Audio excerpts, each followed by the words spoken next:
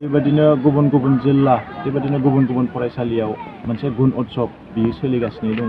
दा बे गुन उत्सव खुंनायखौ जोङो बरायो। नाथाय बे गुन उत्सव खुंनो थांनायाव जोङो दिनै नुनो मोनबाय जे जोंनि क्लास 6 बे क्लास 6आव फरायनाय फरायसाफोरनि जे सोंथि बिलाइ बेखौ जोङो दिनै इंराजि बिजोंजों फैनायखौ नुनो मोनदों। दा बेखायनो मा खारनाव इंराजि बिजोंजों बेबायदि कुइसनखौ हरदों जोङो बेखौ खोब मोनसे दुखु मोननाय फोरमायदों। दा बेखायनो जोङो आसाम सरकारखौ मोनसे दुखु मोननाय फोरमायो।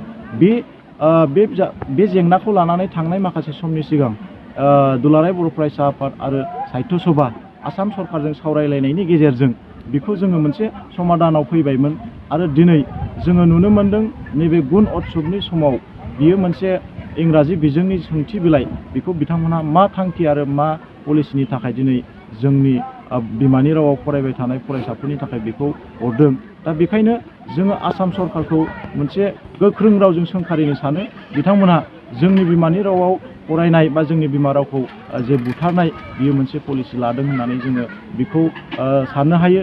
दा बेखायनो आसाम सरकारा जेब्लासिम जोंनि बिमानि रावाव क्लास 6नि साइन्स आरो मेथ्स बेखौ जेब्लासिम बिमानि रावाव बानायनानै हरा अब्लासिम जोङो नैबे गुन उत्सबआव जोङो क्लास 6नि जे गुन उत्सब जे परिखा बेखौ जोङो बन्द' खालामनानै दोननाय जागोन। दा बेखिनि बाथ्राखौ लानानै जोङो खोब मोनसे सिरियास।